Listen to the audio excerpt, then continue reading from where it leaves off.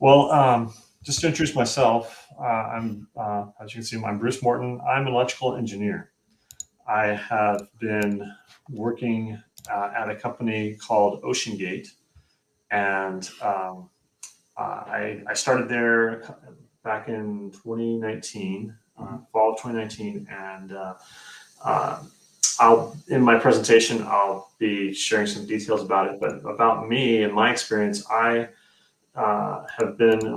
was hired to be the designer for a submersible, for the electrical design for a submersible that will be going to the Titanic. And so when I when I first got contacted by a recruiter, the recruiter asked me, so are you interested in working on submarines? And I'm like, no, I'm not interested in working on military stuff. He said, no, this isn't military. It's like private stuff. I'm like, really? Private submarines?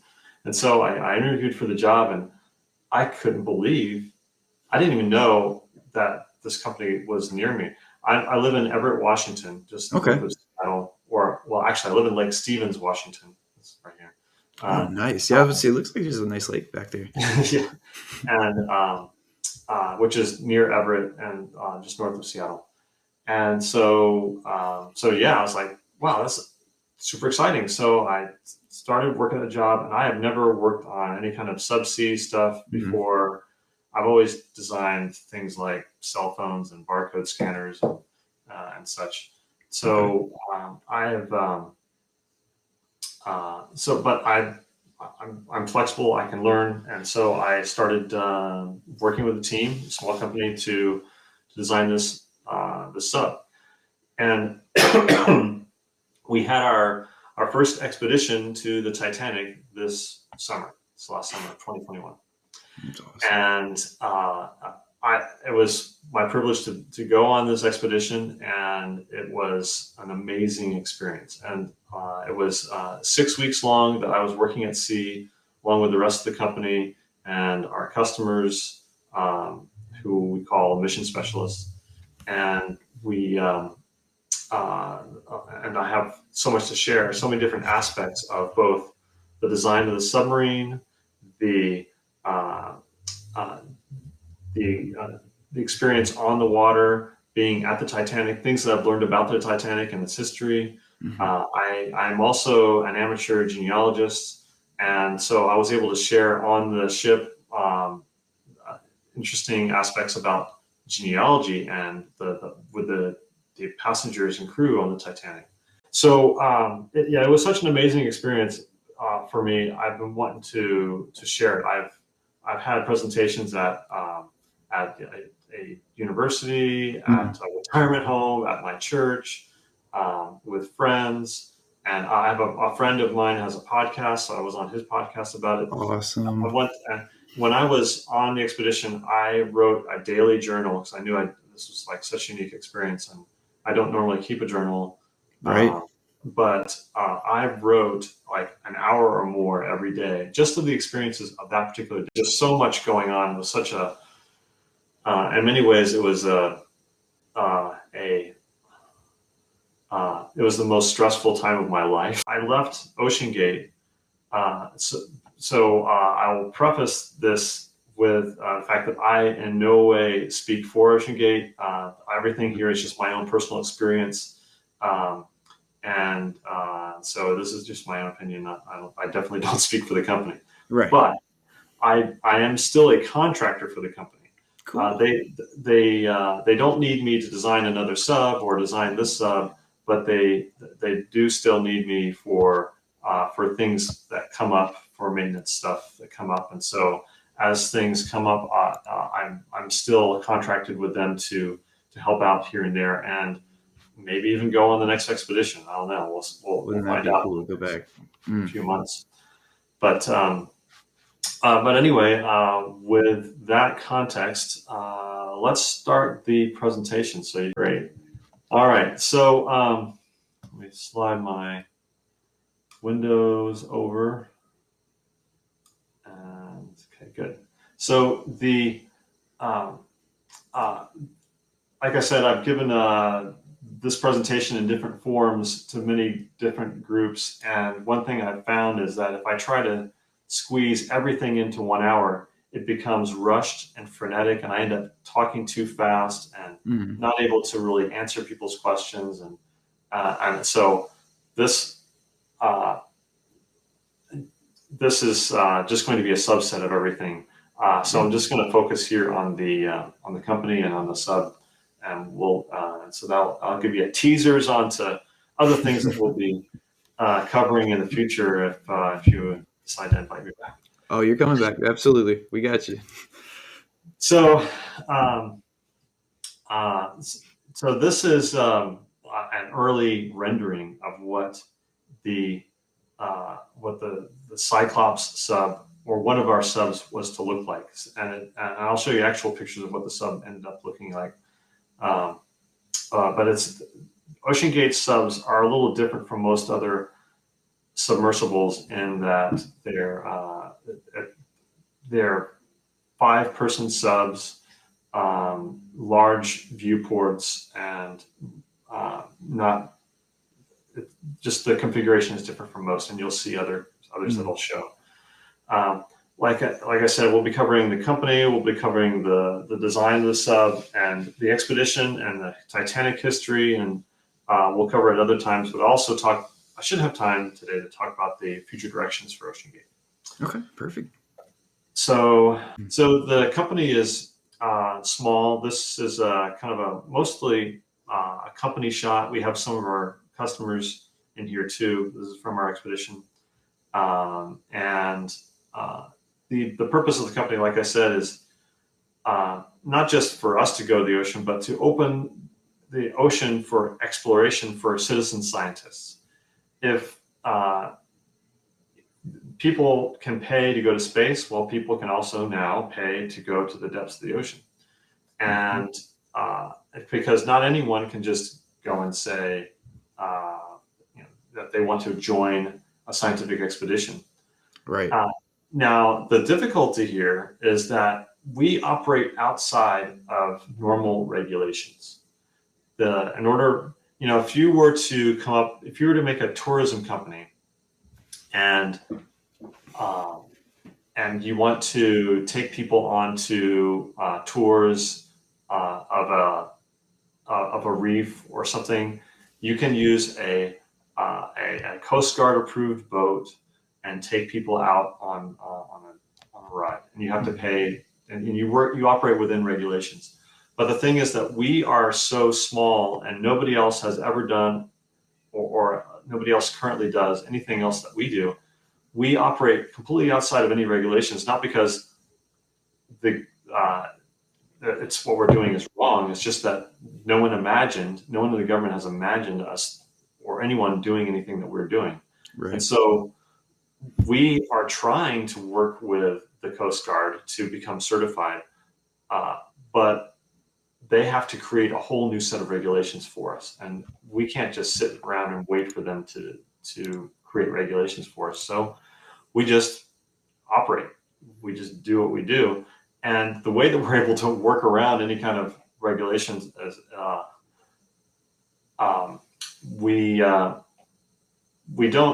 we're not in the business of taking people on rides down to the Titanic.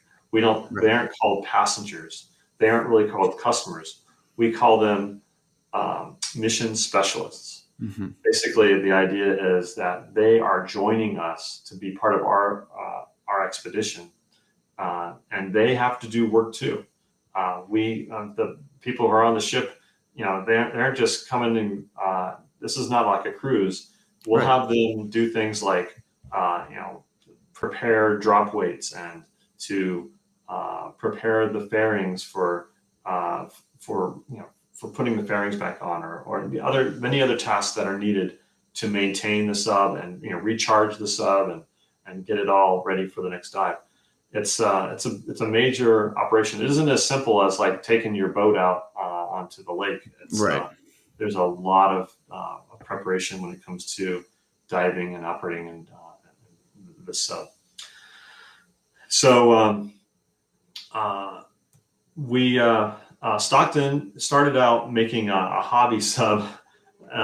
It's this one in the upper left-hand corner. It's called Suds, and this is literally, it looks like it's made out of propane containers. I wasn't around, of course, when they made this, and it wouldn't surprise me if they actually did make these out of propane. It's got wood, and you don't put wood on a sub. It's just it doesn't work. But yeah, he did what he had to do to make it work, and that's on a regular boat trailer. But this was just his first little experiment. The first real sub that they've had in the company is this one on the upper right called Antipodes. This used to be a larger vessel, and it's been modified over the years. And it's the thing that's really cool about it is you can't see it in this picture, but there are two hemispheres on the sub, one in the front, one in the back, and it can seat 5 people. So you can have 2 people sitting on the front looking out this full 180 degree dome, and 2 people in the back. So everyone has a front row seat. The pilot sits in the middle, and it can only go down 1,000 feet, but that's perfect for the Puget Sound, which is where we're located. Right. And it's a great sub for developing one of the patents that we have in the company, that is for this diving platform. It's basically the idea that one of the most difficult parts of diving a sub is getting it in and out of the water. Once it's in the water, it works great. It can maneuver, it can go up and down, but that whole process of getting the sub out of the water and getting people in and out of the sub, it becomes very cumbersome because it sits low in the water, and it's not safe to load people in and out when sitting in the water. And also, how do you get it in the water? Do you have a crane? Cranes are expensive. Cranes are also problems because when you have seas that are moving, the swells can cause that sub to swing around. And when you have like a 25-ton sub swinging around on a crane, that is not safe. No. So you'll see pictures of our diving platform that we use for Antipodes and Cyclops and Titan. So Cyclops is similar to that first slide that I showed. That this is what it actually looks like, where you have the full-size acrylic dome. And all the electronics are in the back, and we have 4 thrusters, 2 verticals and 2 horizontal thrusters for maneuverability. And it has a little dome hatch on the top for people to get in and out. Okay. Now the one that we took, the Cyclops can only go down 500 meters. What would that be? That's about 1,500 feet, maybe. I don't have a good sense of meters to feet. So that's also just only good for shallow dives, relatively, compared to. I mean, it's deep compared to like any kind of military sub, but still not deep enough for the Titanic. So Titan is the one that goes to the Titanic, and I'll have pictures. So what about Titan? Titan is different from the others, and these are the distinct things about it. It's the largest capacity DSV in the world. And what does that mean? Those other subs, those are 2- and 3-person subs. This sub holds 5 people. What's an extra 2 people? Well, that's a big deal, actually, because if you can take, if you have 1 pilot and 4 passengers, there's a lot of economies of scale to take that many people down to the Titanic versus if you can only take 1 or 2 passengers. And actually what we do is we have 3 passengers. We call them mission specialists. 3 mission specialists, a scientist or archaeologist, and a pilot. So that way, the people who are in the sub will be able to not only see what they're looking at, but know what they're looking at. Because if you go down to the Titanic without any kind of guide, other than the bow, you have no idea what you're looking at. Right. It just looks like lumps of rusted old metal. But if you have someone in there going, oh, that's the reciprocating engine. Oh, that is the captain's quarters. Oh, that is the telemotor where the ship was steered from. Then it becomes a really interesting expedition and makes it worth it going. So anyway, largest DSV in the world. It has a carbon fiber hull. There's titanium domes on the front and back for the pressure vessel, but in the middle, it's a cylinder of carbon fiber, and I'll go into that. Why would we use carbon fiber? Because, well, I have a slide on that too. So that's further down. It has the largest viewport in the world for that depth. It's you'll get I have a picture of that later on. It's about I don't have a real measurement for it. It's about it's big enough for two people to look out the window at the same time. Let's put it that way. There is no hatch on this sub. When you get in and out of a normal DSV, it's through a very tight hole to get into the pressure vessel. Stockton, our founder, didn't like that. He wanted something that was more convenient for our mission specialists. And so that front dome, it swings open. There's a hinge on the other side, and it completely swings open so that you can get into the sub without having to squeeze through a tight hole. And it's very convenient because when it came to assembling the inside of the sub and all the electronics, getting in and out is being able to bring things in and out of the sub, being able to assemble major sections of the insides and be able to just slide it in and insert it into the sub made assembly super easy. It would have been so much more difficult if we had to bring in each individual part through a tiny hatch and then assemble it inside. So really it facilitates not only entry and exit of the passengers, but also of all the items that go into the construction of it. We have a toilet. One of the main things that people are worried about when they get on this sub, and we tell them, oh yeah, each dive is about 10 to 12 hours. And the toilet is basically, it doubles as a front seat, and I have a picture of it. And now people will think, oh, well, it's not as private, but it's like there's a privacy screen, so people will be able to hear and smell, but it's tight quarters in there. Yeah. So the way that the sub is steered is through a wireless game controller, just like an Xbox controller. It's actually like that. That's cool.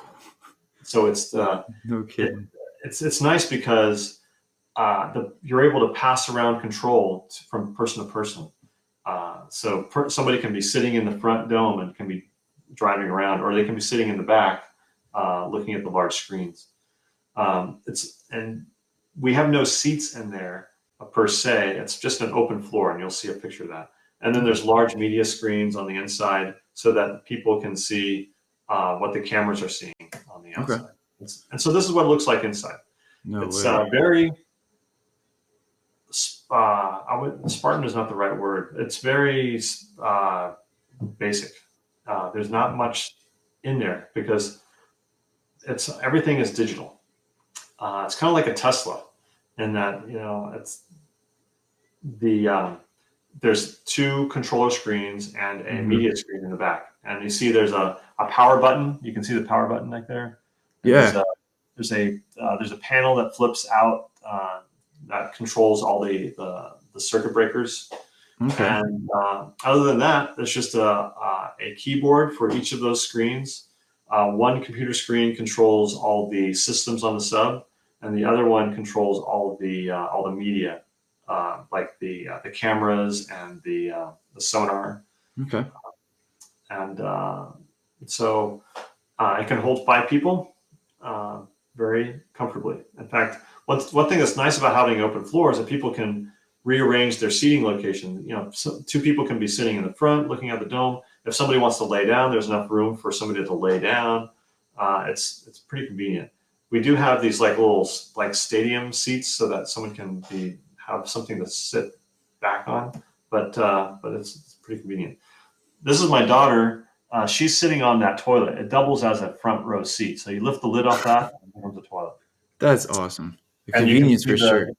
The viewport screen here in the upper right, it's very thick glass. It's like about 5 inches thick or so. And it doesn't distort the outside. It's optically, it looks like just a flat window when you're sitting there underwater. But Wow. in actuality, it's concave on the inside and convex on the outside. And now when we built well, I'll go into the testing later, but this is the pressure vessel all by itself is right here in the lower right. We had it on the back of a truck and we sent it all the way to the East Coast to be tested. I'll go into details on that later. Okay. From that, we had to build up all around it. We had to put all the thrusters and the cabling and all the electronics, and it was a bit of a process to build that. Oh, I can imagine. So the core, the most basic part of the sub is this center hull, this of the pressure vessel, and it's made of carbon fiber. It's 660 layers of carbon fiber tape, and it's 5 inches thick and 55 inches in diameter and 100 inches long. It's and what are the advantages of it? So it's carbon fiber. Not only is it strong, but it's lighter than the comparable amount of titanium. It also weighs less. It also costs less. When you the weight of your pressure vessel is very important when it comes to a DSV, because you have to make your sub neutrally buoyant. Now, if you have something that's really heavy, you have to compensate for that by having foam to make it lighter. So if you have a large pressure vessel with very thick steel and it's very, very heavy, like if we were to make this out of titanium, we would have to have an inordinate amount of syntactic foam, which is the type of foam that we use. It's a special type of foam that is incompressible and can withstand the pressures at the deep depths and will not be distorted. And so you end up with a sub that will be super big and unwieldy and not easy to maneuver. For our sub, for Titan, it was so light that we only needed just a little bit of syntactic foam in order to keep it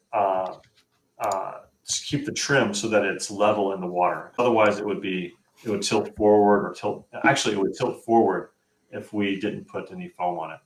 Right. But so we're able to have a smaller size overall of the sub. So this sub is about the same size as those other DSVs, but it holds twice as many people.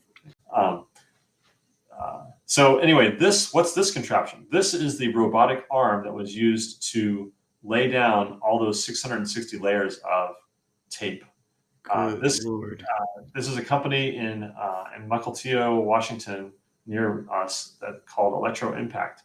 And basically, this is a robotic tape dispenser. That's a very simplistic way to think of it. Right. Takes these little strips of carbon fiber tape and it lays it down in a very precise way so that it doesn't overlap from layer to layer as it goes around. And it also heats it up as it's depositing it. So because you have to, this thing at the very tip is a heater. So it deposits that tape and in a very precise manner. And we had to do it in. It took months. It actually took a couple of months for this robot arm to build that hull. It was a very long process, but we learned along the way. We did some test builds before we built the actual hull, and so we knew how to avoid the issues that we were having earlier. And so this carbon fiber hull, one thing that we do, I didn't mention, we monitor the safety of the hull in two different ways. We use acoustic sensors and we use strain sensors. The acoustic sensors listen for ultrasonic pulses that can happen. The microscopic carbon fibers, when they're under pressure, the hull does flex. Even though it's 5 inches thick, that carbon fiber moves very small amounts, a few millimeters, but that's enough for some of those fibers to break. Now, those fibers, if enough of those fibers break, then you're going to have a hull breach and people will die. So if we can listen in and hear those fibers breaking, we can know ahead of time if it's going to fail. And so we use that as a predictive process. The good thing is that the first time we tested the hull, we put it into a hyperbaric chamber. We could hear those fibers breaking, but then on all successive dives, successive tests, it was quiet. So we kind of like worked out all the kinks out of it. So it's kind of like a spring. So it, under pressure, it compresses a little bit and then it relaxes, but there's no more fibers that break. So we had no issues at all with the hull. It was really nice. So we designed the sub in CAD before we built it in real life. And the nice advantage of this is that we had all the parts built and ready to go, so that when we got that hull back from testing, we were able to assemble the sub in just about 2 months. With just, we assembled it by hand, of course. And so that was really fast, both the insides and the outsides. We were able to assemble, and it worked out very well. The external systems on the sub there's 4 thrusters, there's cameras and lights, we have buoyancy control. The way we do buoyancy control is we have a ballast bag and we have a high pressure air tank. It's kind of like similar to scuba diving. Okay. And then we have drop weights that control buoyancy. So when first diving, the sub is very heavy and it drops. And then when it reaches the bottom, we drop a few weights to make it neutrally buoyant. And then when we're done diving, we drop a few more weights to make it positively buoyant. So then it'll go back up. So basically, the fuel for part of the fuel that allows us to go up and down is steel pipe. Okay. And then we have tracking systems. The sub doesn't know where it's at when it's underwater. GPS doesn't work. Compasses do work, by the way, but we have a ship on the surface that has access to GPS, and the ship uses a sonar system to monitor where the sub is. And so, and we know where the sub is in relation to the ship, and so then we can guide the sub to where the wreck is. So we can say, hey, as they're dropping, hey, you need to go a little bit northeast, or you need to go a little northwest. So we can kind of guide them as they go down. And I was very impressed. On every one of our dives, we ended up right on the wreck. It was very good.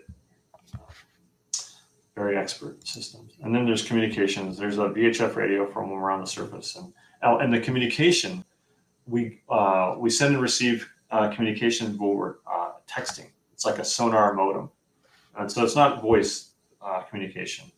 It's all just typing.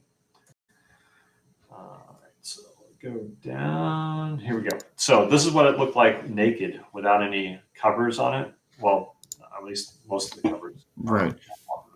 Jeez. So you can see the batteries and the motor controllers and all the cabling.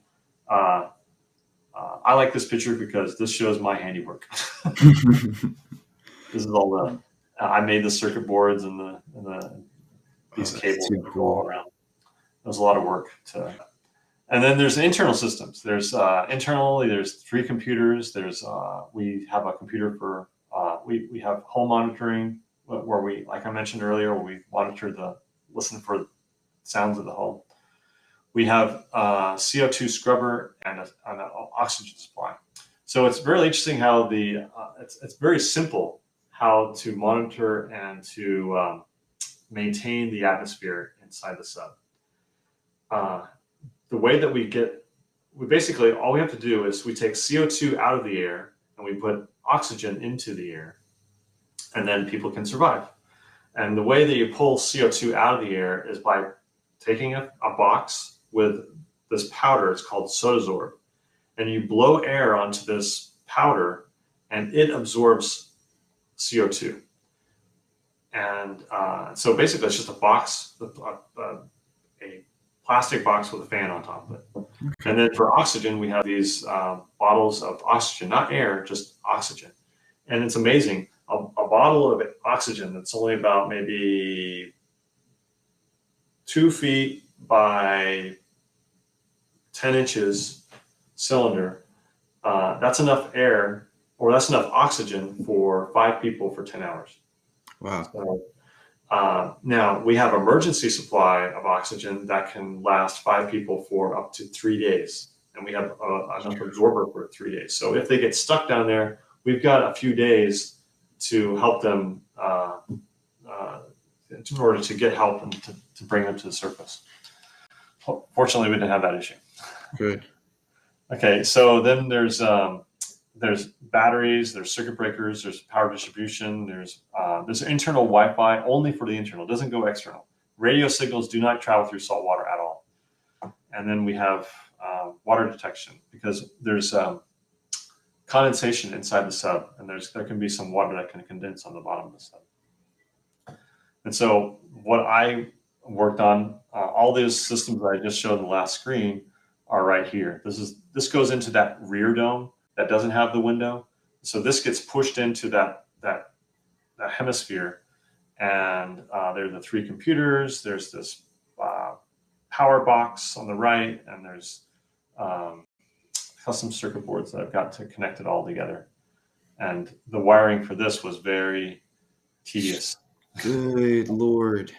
So yeah, this was represents a lot of work, and but it was fortunately I was able to do most of the wiring when it was outside the sub, and then once we had the sub, we could just slide it in, and that was just I can't imagine having to assemble this all inside the sub if we had just a hatch. So here's what it looks like when we first tested it on the vessel. And I mentioned earlier about our diving platform. This is our diving platform. Okay. The sub sits on the platform.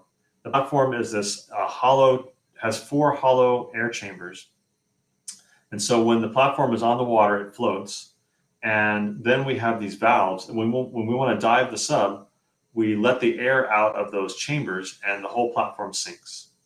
And so then the sub, when it's underwater, can fly off of this platform without any divers being in the water. Oh, neat. And so it's safer for divers. It's safer because we don't have to have a crane, and we're able to the sub can be kind of autonomous, or in that it can fly off, and when it wants to come back up, it flies back onto the platform, and then operators raise the platform. Okay.